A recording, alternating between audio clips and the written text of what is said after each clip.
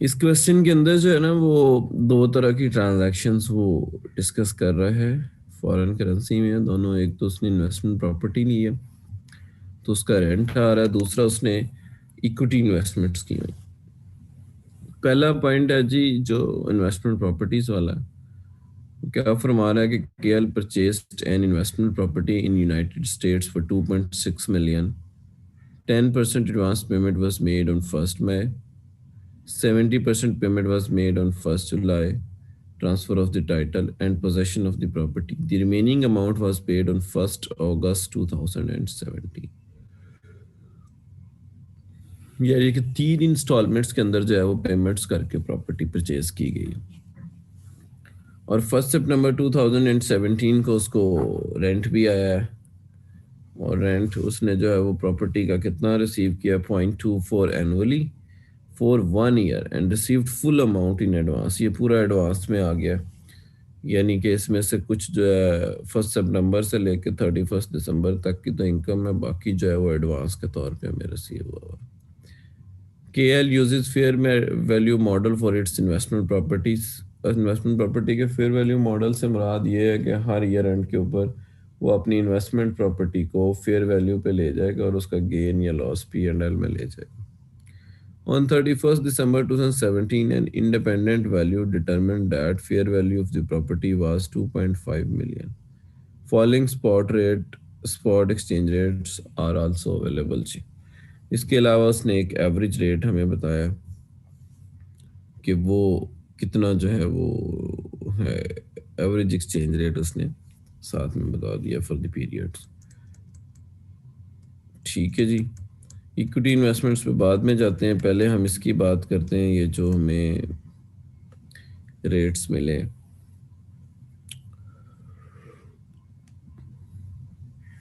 तो 1 मिनट मुझे note pad को दोबारा खोलने दें साथ में।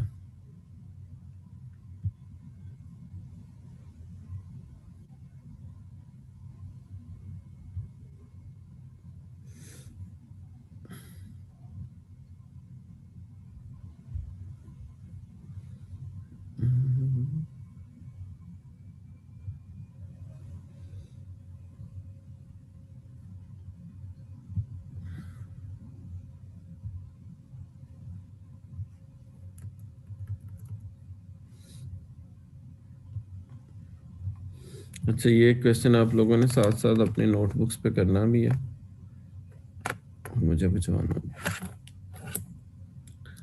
पहला पोर्शन हम इसका देखते हैं जी कि हमने एक प्रॉपर्टी खरीदी है, पार्ट 1 जो है उसमें प्रॉपर्टी की टोटल वैल्यू हमने 2.6 मिलियन डॉलर्स तय की।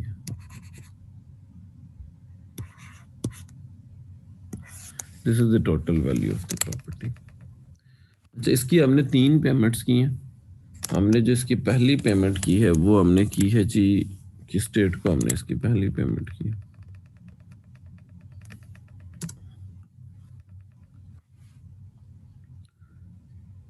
10% एडवांस हमने पे किया है इसका 1 मई को, फिर 1 जुलाई को, फिर 1 दिसंबर को।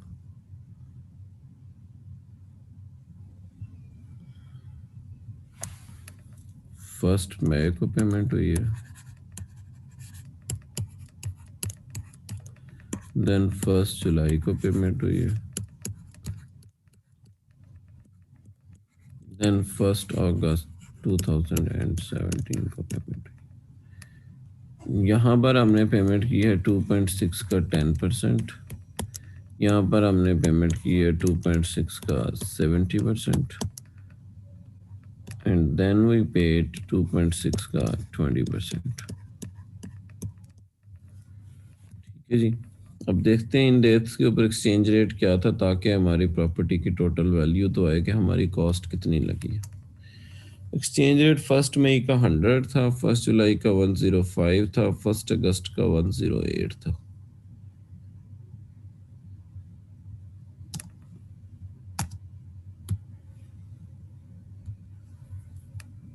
हंड्रेड, 105, 108।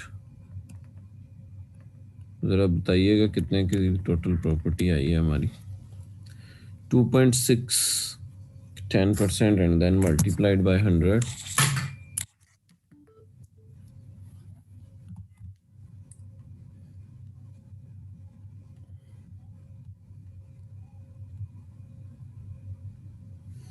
$26 million पहली पेमेंट है, अभी डॉलर्स की बात हो रही है, सॉरी रुपीस में आ गई है साथ में।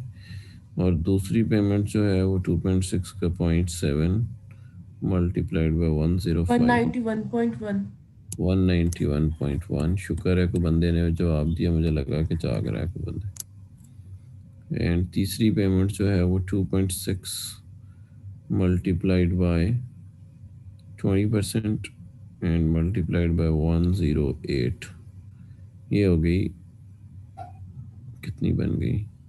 56.16। ये 1 अगस्त को पे की है ना? Yes sir. 56.16।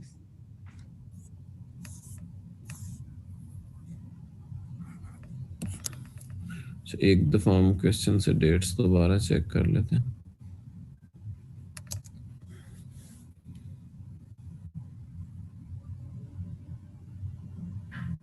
Hundred 105 108 10% 70% and 2%।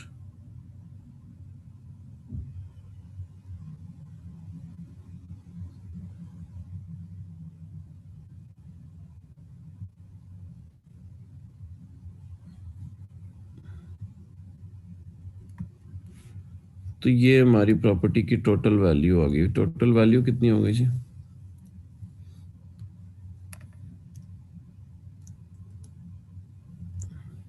26 plus 191 plus 56.5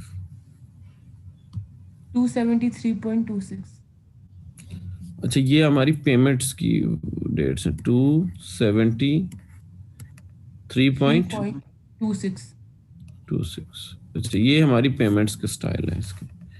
अच्छा, आपको ये पता है कि हम मॉनेटरी एसेट्स एंड लाइबिलिटीज को तो ईयर एंड के ऊपर रीवैल्यू कर देते हैं based on the closing exchange rate, और पेमेंट्स को हम हमेशा रिकॉर्ड करते हैं स्पॉट रेट्स के ऊपर। ये पेमेंट्स हुई है, लेकिन हम अपने नॉन मॉनेटरी एसेट को किस डेट के ऊपर के एक्सचेंज रेट के ऊपर रिकॉर्ड करते हैं? जब हमें उसका टाइटल ट्रांसफर हो जाता है या उसके ऊपर राइट्स स्टैब्लिश हो जाते हैं। ये ज़रा इस प्रॉपर्टी को हम देखते हैं कि इस प्रॉपर्टी की पेमेंट्स तो हमने इस तरीके से की हैं, उनमें एक्सचेंज गेन लॉस आएंगे सब में, लेकिन इसकी हमें जो है वो टाइटल कब मिला? हमने अगर देखें तो हमने 10% एडवांस पे किया है एंड 70% पेमेंट जो है ट्रांसफर ऑफ टाइटल पे की है। यानी कि हमें इस प्रॉपर्टी का टाइटल ट्रांसफर हुआ है जब हमने 70% पेमेंट की। ठीक है जी, मतलब प्रॉपर्टी रिकॉर्ड होनी है उस वक्त जब ये 70% पेमेंट हो गई। अब हम 1 बाय 1 इनकी डबल एंट्री जरा गौर करते हैं तो होंगी क्या। सबसे पहली जब हमारी पेमेंट होगी तो क्या एंट्री होगी? 1 मई को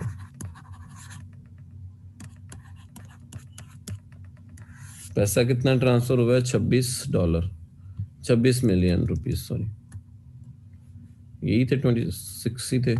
ये पहली पेमेंट। हम डबल एंट्री इसकी क्या करेंगे? Debit, as an advance debit हो जाएगा ये।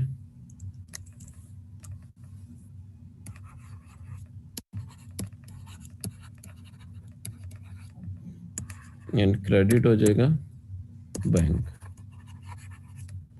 अब ये एडवांस हमारा बुक हो गया 26 का। मिस्टर ए या जिससे भी हमने प्रॉपर्टी खरीदी है, ए बी सी लिख लेते हैं, उससे एडवांस बुक हो गया। अब आ गए हम 1 जुलाई को।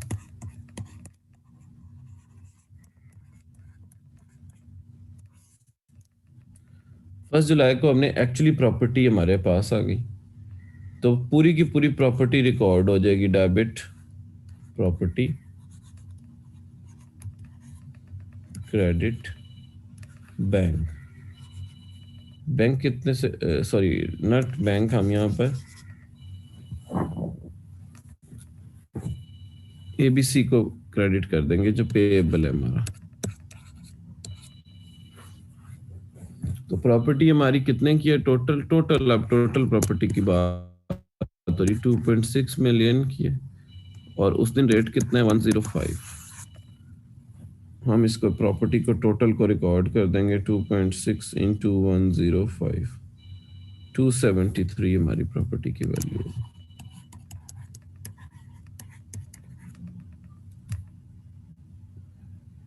ये तो प्रॉपर्टी रिकॉर्ड हो गई। अब एबीसी जो है उसके ऊपर हम बात करते हैं कि एबीसी को हमने जो पहले के पैसे दिए हुए हैं वो है 26, वो एडवांस में पड़े हुए थे, वो अब एडवांस में से आके पेएबल के अगेंस्ट ऑफसेट होंगे। तो अब जो है वो रेट ऑफ एक्सचेंज जो हो चुका हुआ है, जिस वक्त आपने ये पहली पेमेंट की है तो रेट ऑफ एक्सचेंज वाज 100, जब आप दूसरी पेमेंट कर रहे हैं तो rate of exchange has reached to 105, आपका पेएबल रिकॉर्ड हो गया हुआ है। और जब आप थर्ड पेमेंट करेंगे तो रेट ऑफ एक्सचेंज जो है वो 108 हो जाएगा।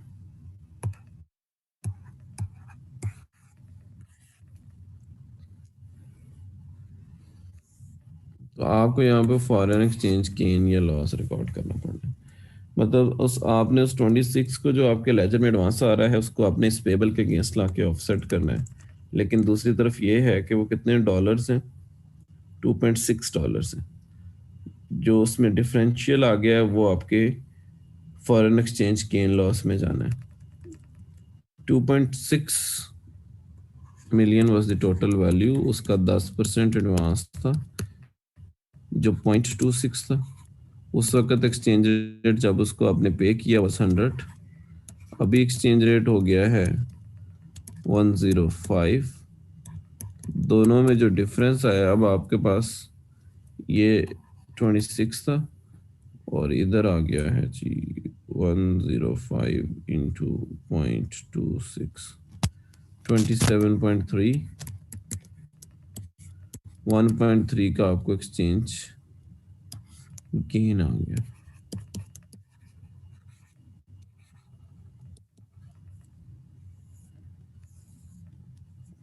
अब आप डबल एंट्री क्या करेंगे इसकी एडवांस वाले की, एक मिनट ये मैं भी गौर करना चाहता हूँ। एडवांस एबीसी जो है उसको आप डेबिट कर देंगे ताकि ख़त्म हो जाए, सॉरी क्रेडिट करेंगे ताकि ख़त्म हो जाए। एक मिनट बेटा, 26 यहाँ पर क्रेडिट हो गया और ये ख़त्म हो गया।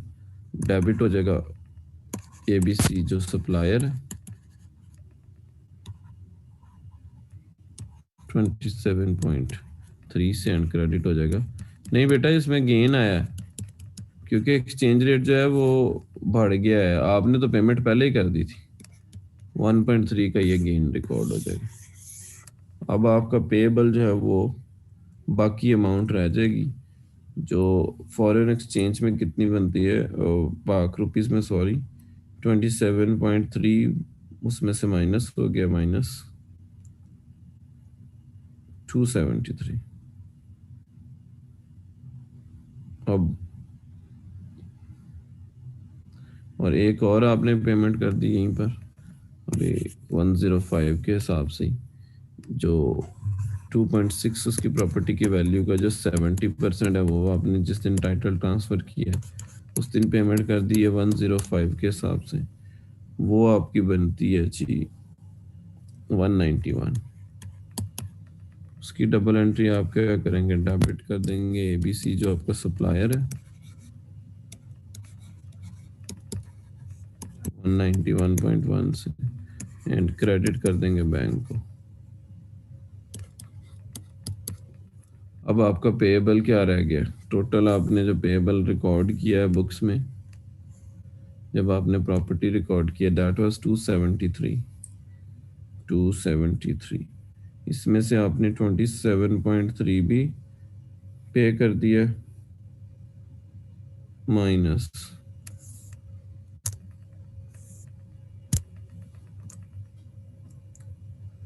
191.1 भी पे कर दिया। आपका पेबल रह गया इस वक्त 54.6।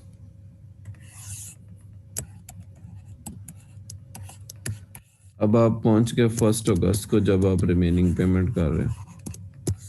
1 अगस्त को आप जो रिमेनिंग पेमेंट कर रहे हैं वो 2.6 का 20% है, और उस वक्त एक्सचेंज रेट जो है वो 108 है। अब आप ये पेमेंट करेंगे।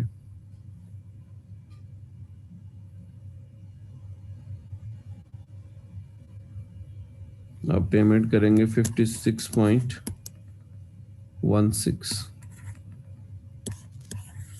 तो डिफरेंस कितना आ गया?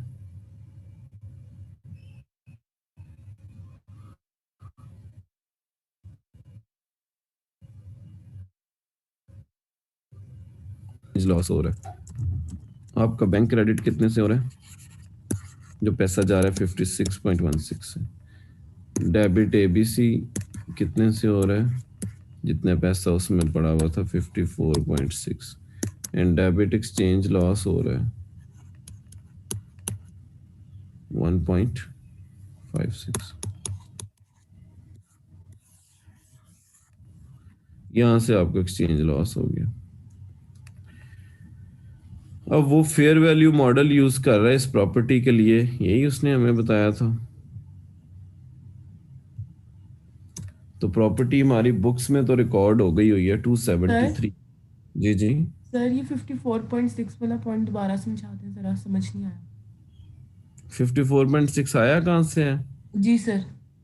वो रिमेनिंग पेएबल है। 1 मिनट में आपको दिखा देता हूँ।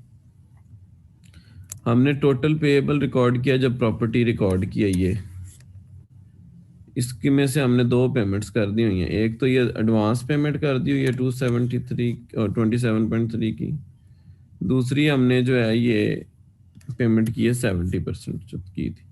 ये जब दोनों उस पेमेंट में से माइनस हुई हैं टोटल पेएबल में से 273 में से, तो नेट पेएबल हमारे पास 54.6 रह गया। और फिर जब इसकी पेमेंट का टाइम आया है तो उस वक्त 108 रेट है, उस रेट के ऊपर हमने पेमेंट कर दी। जो डिफरेंशियल है वो हमारा एक्सचेंज गेन लॉस हो गया। बात क्लियर हुई है? Yes sir. अच्छा जी, अब देखते हैं हम प्रॉपर्टी के साथ क्या हुआ। ये तो पेमेंट्स नहीं, प्रॉपर्टी हमने कितने पे रिकॉर्ड की हुई है 273 पे। अब हम क्योंकि फेयर वैल्यू मॉडल यूज कर रहे हैं तो हमने प्रॉपर्टी को ईयर एंड के ऊपर फेयर वैल्यू पे ले जाना है, और एनी गेन और लॉस हमने पी एंड एल में ले जाना है। प्रॉपर्टी एज पर बुक्स कितने की है इस वक्त? 273। अब देखते हैं कि उसकी फेयर वैल्यू क्या है ईयर एंड के ऊपर। 31 दिसंबर के ऊपर एक इंडिपेंडेंट वैल्यूअर है जिसने उसको वैल्यू किया है 2.5 पे, और 31 दिसंबर 2017 के ऊपर एक्सचेंज रेट है 116। तो हम यहाँ से उठा लेते हैं कि प्रॉपर्टी है कितने की। 2.5 मिलियन डॉलर्स की है और रेट है 116। तो क्लोजिंग एक्सचेंज रेट के मुताबिक जो प्रॉपर्टी आ रही है इस वक्त वैल्यूज की आ रही है 116 इंटू 2.5, वो आ रही है 290। हमारी बुक्स में आ रही है 273 पे। मतलब 17 का जो है वो फेयर वैल्यू गेन हो गया प्रॉपर्टी में। इसकी डबल एंट्री हम क्या करेंगे, एक तरफ प्रॉपर्टी की वैल्यू बढ़ा देंगे, दूसरी तरफ इसको पी एंड एल में चार्ज कर देंगे गेन के तौर पे। इस तरीके से हम कंप्लीट कर लेंगे अपना पार्ट 1। पेमेंट्स भी रिकॉर्ड हो गई, प्रॉपर्टी भी रिकॉर्ड हो गई, प्रॉपर्टी फेयर वैल्यू पे भी चली गई। अच्छा, अब ये जो पार्ट 2 है ये मैंने बिल्कुल नहीं बताना, ये मैंने आप लोगों से एक्सपेक्ट करता हूँ कि आप लोग करें, क्योंकि IFRS 9 का सवाल है और IFRS 9 मैंने पूरा करवाया हुआ। ज़रा इसको पढ़ें और देखें, इसको सॉल्व करने की कोशिश करें ज़रा। एक इसमें इन्वेस्टमेंट है जो उसने राउट करनी है at fair value through profit and loss account. जब transaction fair value through profit and loss account route की जाती है तो ट्रांजैक्शन कॉस्ट को एक्सपेंस आउट कर देते हैं और प्रॉपर्टी को हर ईयर सॉरी इक्विटी इन्वेस्टमेंट को हर ईयर एंड के ऊपर फेयर वैल्यू पे ले जाते हैं और फेयर वैल्यू गेन लॉस को P&L में ले जाते हैं। जब कोई प्रॉपर्टी जो है वो अदर कंप्रीहेंसिव इनकम से रूट करनी होती है सॉरी इन्वेस्टमेंट इक्विटी में, तो उसको भी हर साल फेयर वैल्यू पर रखते हैं और उसमें जो फेयर वैल्यू गेन होता है या लॉस होता है उसको अदर कंप्रीहेंसिव इनकम में ले जाते हैं। ऐसी इक्विटी इन्वेस्टमेंट में जो ट्रांजैक्शन कॉस्ट होती है वो इक्विटी इन्वेस्टमेंट का हिस्सा बन जाती है, वो एक्सपेंस आउट नहीं हो रही होती साथ साथ। ये ज़रा इस पॉइंट ऑफ व्यू से इसको देखें और देख के सॉल्व करने की कोशिश करें, मैं आपकी हेल्प करता हूँ।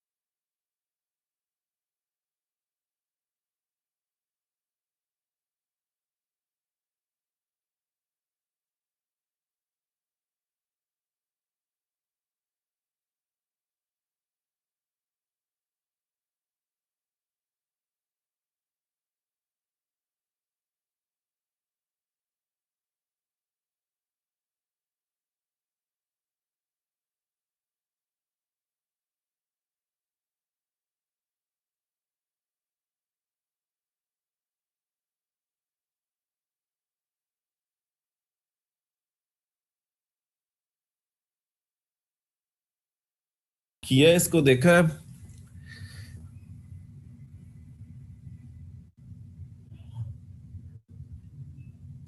क्या फरमा रहे हैं? 1 मई 2017 को केएल ने जी इक्विटी इन्वेस्टमेंट्स एक्वायर की हैं।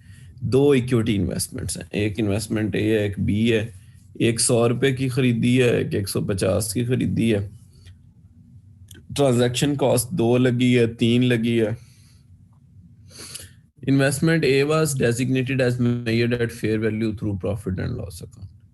And investment B was irrevocably elected at initial recognition as measured at fair value through other comprehensive income. यहाँ से हमें ये बात बड़ी क्लियर हो गई है कि ए की जो ट्रांजैक्शन कॉस्ट है वो एक्सपेंस आउट होनी है, बी की जो है वो ट्रांजैक्शन कॉस्ट इन्वेस्टमेंट का हिस्सा बन जानी है। ठीक है जी। In October 2017 KL earn dividend of 12 million and 9 million on investment A and B respectively. कोई फर्क नहीं पड़ता, हम ये डिविडेंड भी रिकॉर्ड कर लेंगे। ठीक है जी। In 20% of the investment A and 30% of investment B were sold for 23 million and 50 million respectively in November 2017। Transaction cost was paid at 2%। Okay. At 31 December उनकी जो फेयर वैल्यूज हैं वो उसने बता दी हैं कि कितनी कितनी बन रही हैं। अब आपने बताना है जी के फाइनेंशियल स्टेटमेंट्स में क्या चीज़ कैसे नजर आएगी। हाँ जी, इन्वेस्टमेंट ए की बात करते हैं पहले। Hello, you people are there?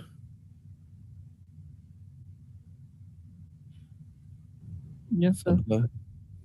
इधर ही है ना? हाँ जी, इन्वेस्टमेंट ए की बात करते हैं। Through profit and loss account है तो क्या करना है, इसको हमेशा फेयर वैल्यू पे रखना है। फेयर वैल्यू गेन या लॉस को P&L में ले जाना है और जो ट्रांजैक्शन कॉस्ट है उसको भी एक्सपेंस आउट कर देना है। तो इन्वेस्टमेंट ए की डबल एंट्री जरा नोट करें। 100 की खरीदी है, डेबिट इन्वेस्टमेंट क्रेडिट बैंक हो जाएगा। 2 मिलियन की ट्रांजैक्शन कॉस्ट हुई है, debit expenses in profit and loss account credit bank हो जाएगा। तो इनिशियल मेजरमेंट तो हो गई ऑन 1 मई 2017 को। अभी सिर्फ ए की बात करते हैं, बी को बाद में करते हैं। फिर क्या हुआ, अक्टूबर 2017 के अंदर हमें इससे डिविडेंड मिला है 12 मिलियन का ए से। तो कोई मसला नहीं है, डेबिट बैंक कर देते हैं, क्रेडिट डिविडेंड इनकम कर देते हैं, ये भी कोई इशू नहीं है। अच्छा, अब क्या किया, 20% ऑफ इन्वेस्टमेंट ए हमने बेच दी। अब खरीदी हुई कितने की थी, 100 की, 100 मल्टीप्लाइड बाय 20%, उसमें से जो बिकी है 20 रुपए उसकी वैल्यू थी जो बेच दी है। सोल्ड कितने की हुई है, 23 की सोल्ड हुई है। और 2% ट्रांजैक्शन कॉस्ट भी लग गई है। तो ट्रांजैक्शन कॉस्ट भी एक्सपेंसेस में जाएगी, 23 × 2%। और 3 रुपए का गेन भी P&L में जाएगा। ठीक है, बात समझ में आ रही है मैं क्या कह रहा हूँ? Yes sir. ये जरा लिखें। और उसके बाद अब जो रिमेनिंग इन्वेस्टमेंट रह गई है वो 80 वाली रह गई है। और उसकी फेयर वैल्यू ईयर एंड पे कितनी है, 105। तो 15 मिलियन का फेयर वैल्यू गेन जो है वो भी P&L में रिकॉर्ड हो जाएगा, 25 का सॉरी, डेबिट हो जाएगी इन्वेस्टमेंट, क्रेडिट हो जाएगा fair value gain on investment A. इसमें कोई प्रॉब्लम आ रहा है तो बताएं।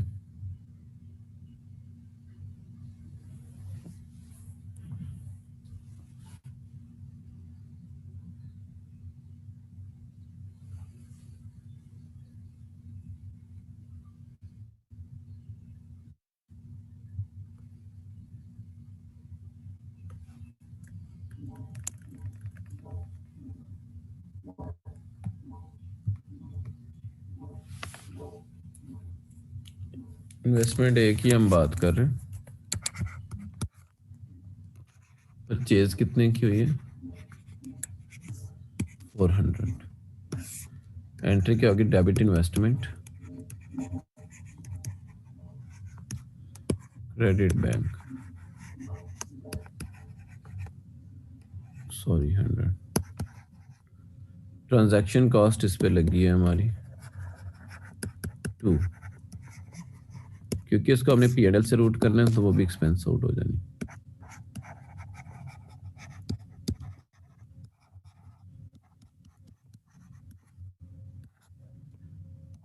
Credit bank.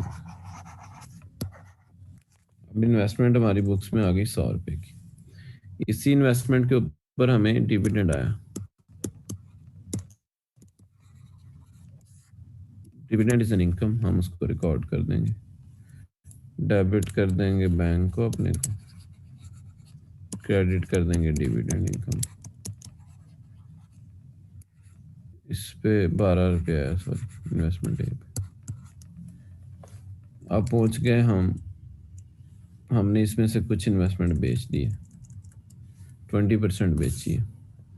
जो हमने 20% बेची है, 100 का 20%, उसकी कॉस्ट कितनी थी, 20। सेल प्रोसीड्स कितनी ली हैं, 23। तो यहाँ पर 3 रुपए का तो गेन है। तो ये तो बड़ी सादा बात है कि इन्वेस्टमेंट हमारी 20 से क्रेडिट हो जाएगी,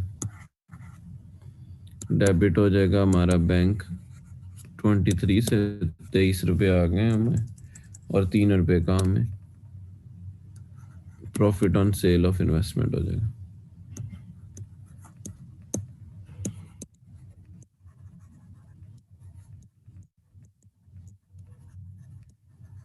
P&L में चला जाएगा। इसके अलावा हमने क्या किया, इसके ऊपर ट्रांजैक्शन कॉस्ट हमारी लगी है, 2% लगी है। तो 23 का जो 2% है वो भी एक्सपेंसेस में जाएगा।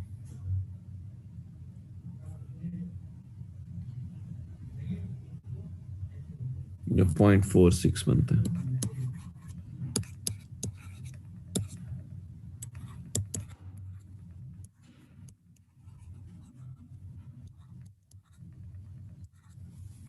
हाँ जी, इन्वेस्टमेंट ए को रिकॉर्ड करने के लिए अब आखिरी चीज़ क्या रह गई है, इसकी हमारी बुक्स में कैरिंग वैल्यू कितनी रह गई है, 100 की ली हुई थी और 20 की उसमें से सेल भी हो गई है 80। और उसकी फेयर वैल्यू हमारे पास है ईयर एंड के ऊपर 105। There is gain of 25 million. इसकी डबल एंट्री क्या होगी, debit investment and credit fair value gain. P&L में जाएगा ये।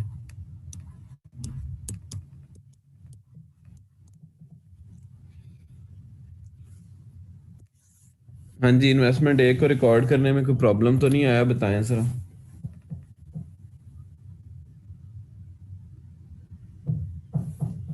सब गायब हो गए लगता है, सो गए।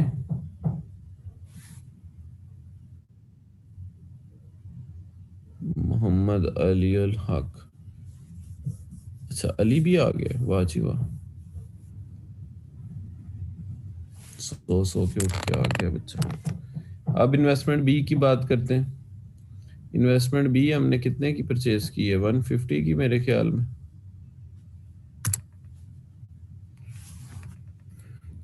इन्वेस्टमेंट बी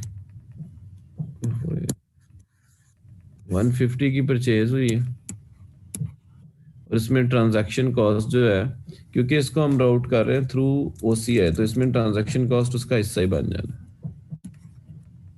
बैंक में से टोटल 153 गया है, 3 रुपये ट्रांजैक्शन कॉस्ट के भी और 150 इन्वेस्टमेंट के भी। पहले भी ऐसे ही हुआ था, 100 और 2 रुपये थे।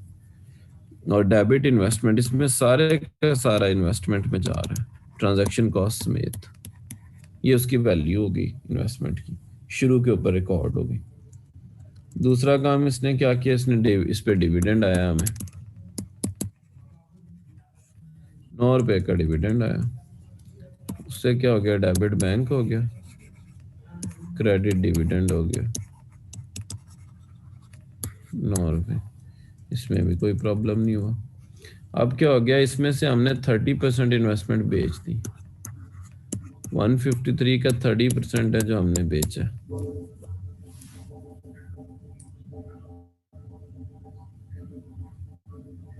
उसकी वैल्यू थी 45.9।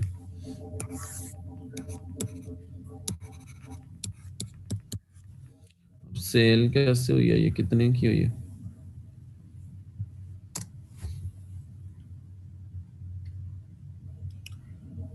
पचास की हमने बेची है ये, और 2% हमने ट्रांजैक्शन कॉस्ट लगाई।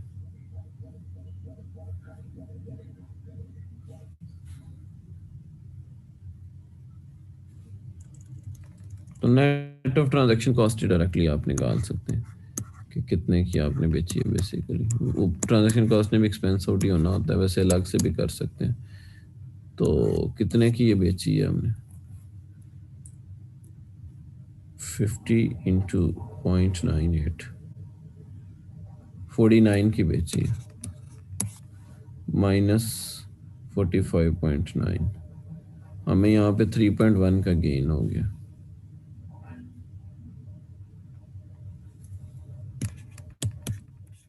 अब एंट्री क्या होगी, डेबिट हो जाएगा बैंक जितने में बेची है 50, क्रेडिट हो जाएगी इन्वेस्टमेंट जितनी वैल्यू थी उसकी जो बिकी है 45.9, एंड क्रेडिट हो जाएगा प्रॉफिट, सॉरी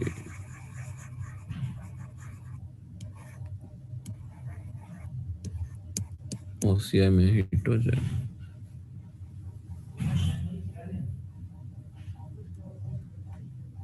3.1। अब इन्वेस्टमेंट रहा कितने की गई है हमारे पास ईयर एंड के ऊपर? 153 की थी, उसमें से 45.9 की सेल हो गई है, बाकी ये बची हुई है 153 माइनस 45.9। जो रिमेनिंग इन्वेस्टमेंट थी उसकी हमारे पास वैल्यू है 107.1। अब उसका को फेयर वैल्यू उसने दिया है हमें ईयर एंड के ऊपर, फेयर वैल्यू उसकी उसने दी है 130।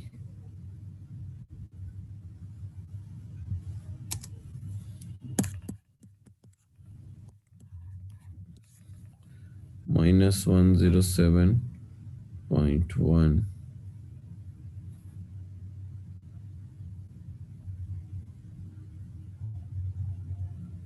देयर इज 22.9 का फेयर वैल्यू गेन है। अब ये गेन किधर जाना है, ओसीआई में जाना है, डेबिट हो जाना है इन्वेस्टमेंट में, क्रेडिट हो जाना है फेयर वैल्यू रिजर्व। OCI क्या है 22.9 दैट्स ऑल। और ये इन्वेस्टमेंट अपनी फेयर वैल्यू पे चली जाएगी। हाँ जी, इसमें बताएं अगर किसी को कोई प्रॉब्लम आया तो। ये IFRS 9 का सवाल था एक्चुअली, जो इसमें फॉरेक्स वाले में उसने पार्ट बी बनाया हुआ था, बट इट्स गुड कि इसकी भी थोड़ी रिवीजन हो गई है।